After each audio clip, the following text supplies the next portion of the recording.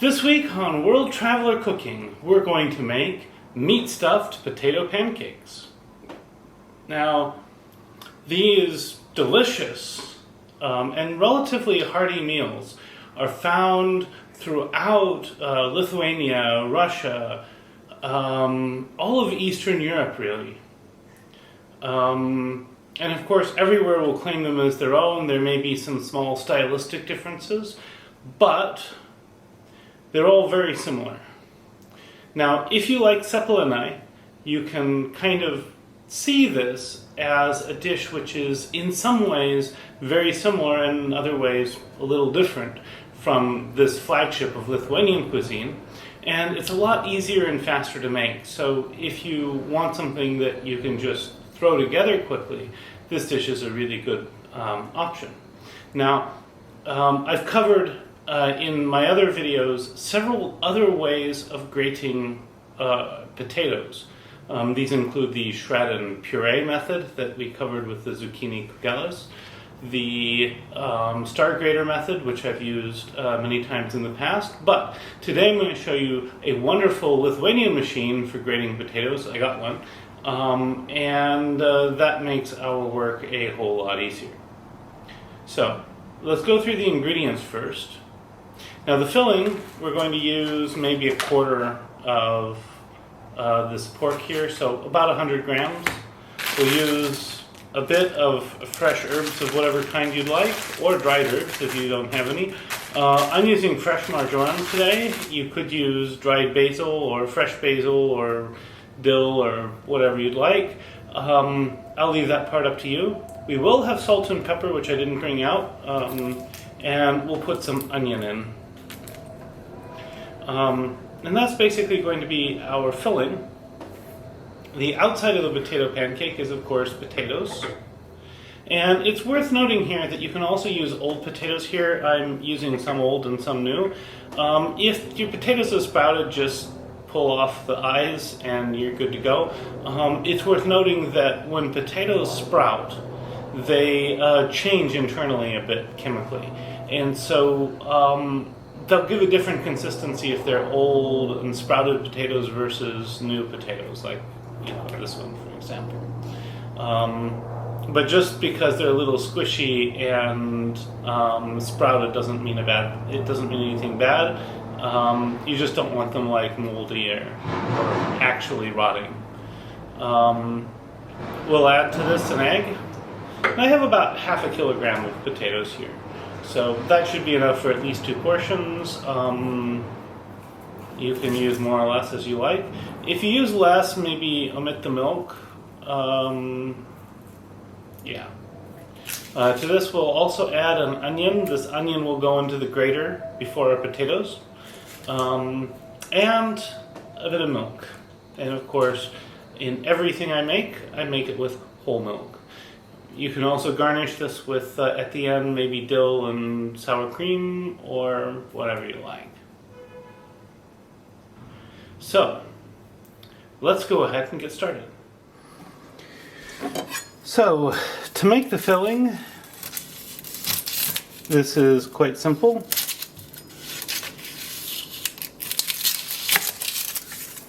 We're going to start by peeling and chopping our onion. And then we will mix it with salt, pepper, and the rest of these ingredients here. So I'm just going to pull this outer layer of the onion off, and here we go. And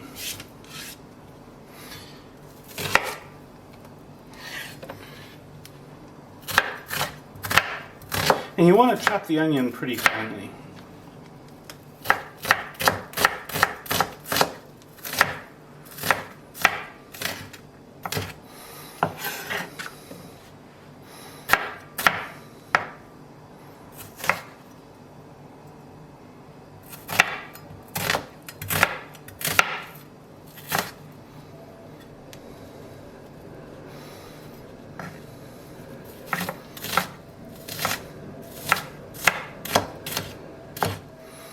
So here we go with this. This is a small onion, I'm guessing maybe 25 or 30 grams. And And then I'll take about a quarter to half of this, so somewhere in the vicinity of 100 to 150 grams of this.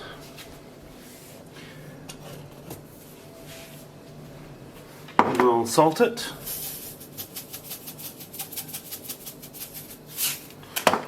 Add pepper.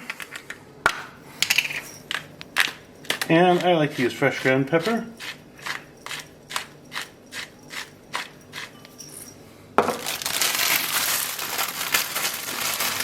Add some fresh marjoram.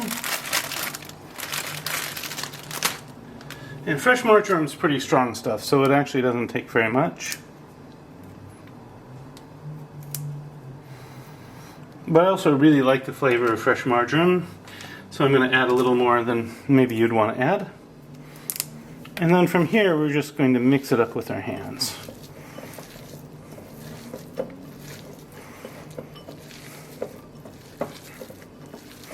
This is basically the same as a cepelinai filling, and you can basically do the same things. So you could use any other cepelinai filling also to fill these. But here we go. Here's your filling.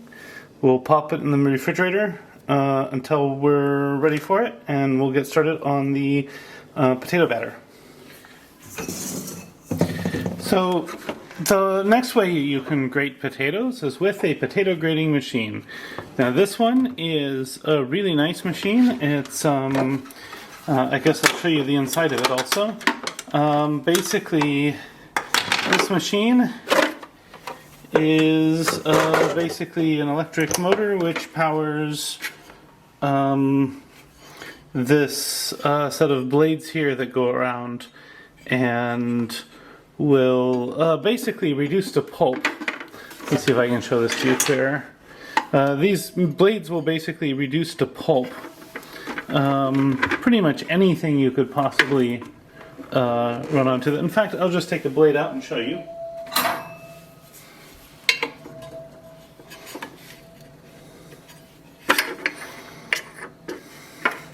You note I'm only operating on this with this open when it is turned off, because I don't want to injure myself badly. You can see these blades are razor sharp. So, putting this back in. And the blades sit underneath this piece of metal here, and then this nut holds them in place. This design makes for relatively easy cleaning. Then we'll go ahead and put this back on.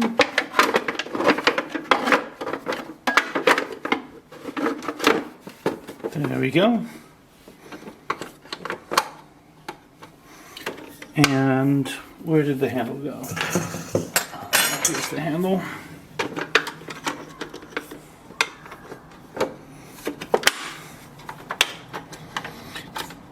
This comes apart really easily.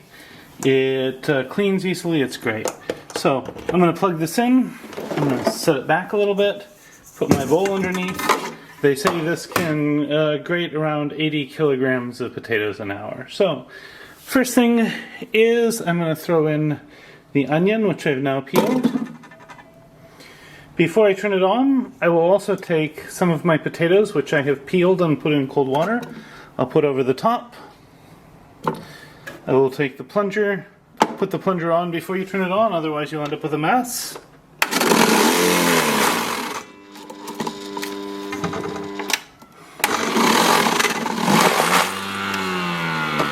And there's several potatoes, grated like that. We'll do the same thing to the next series of potatoes.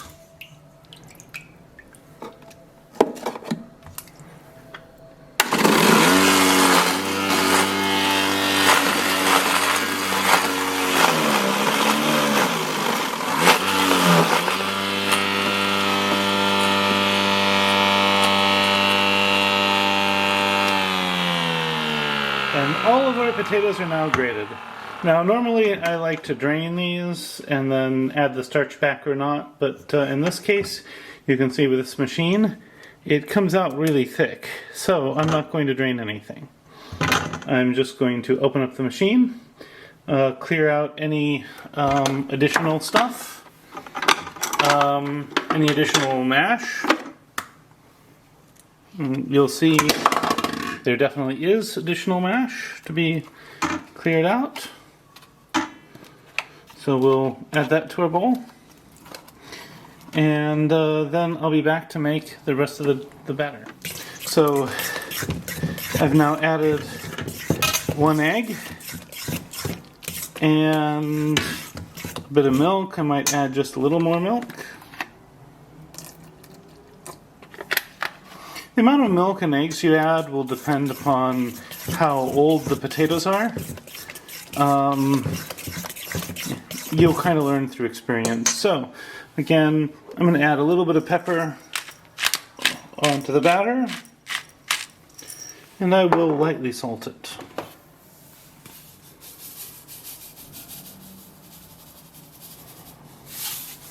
Stir this together, and here we have our batter. And the next step is I'm going to show you how to cook these. So while we wait for our pan to heat up, I'm going to take a little, maybe golf ball sized piece of filling, and I'm going to squish it into a flat disc.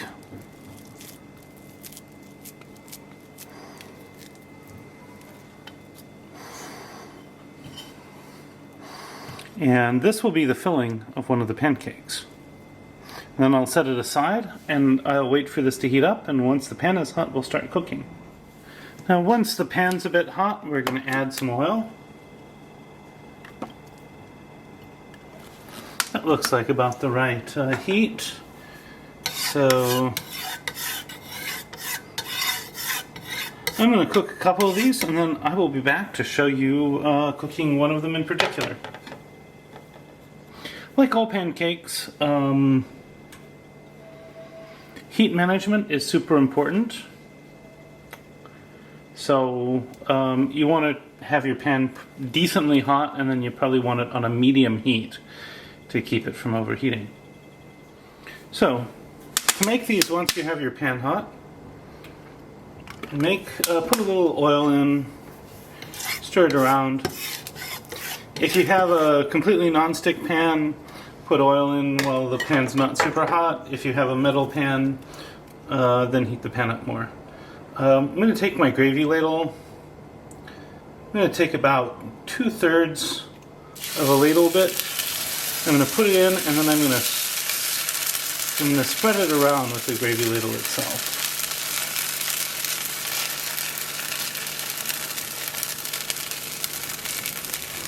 And then onto this, I'm going to add a thin disc of my meat filling,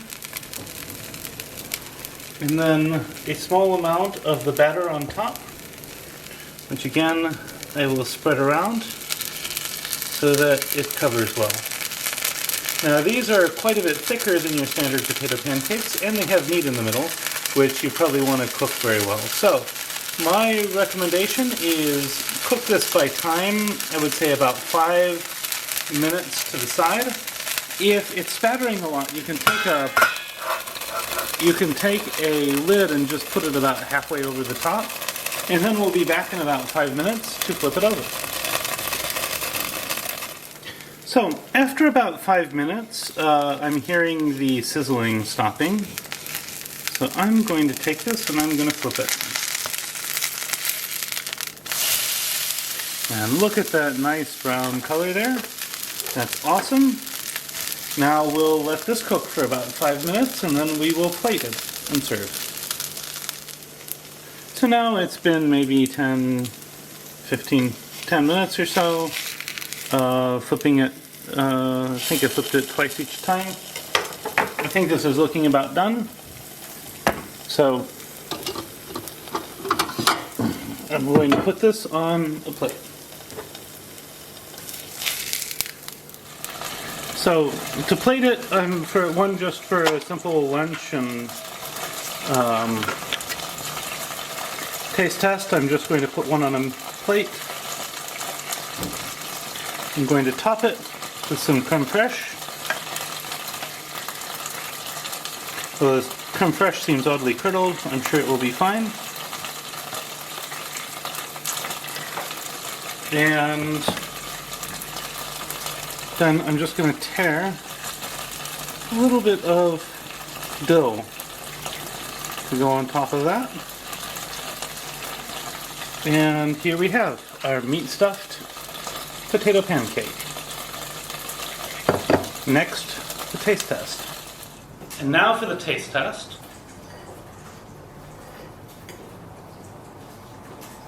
Smells delicious.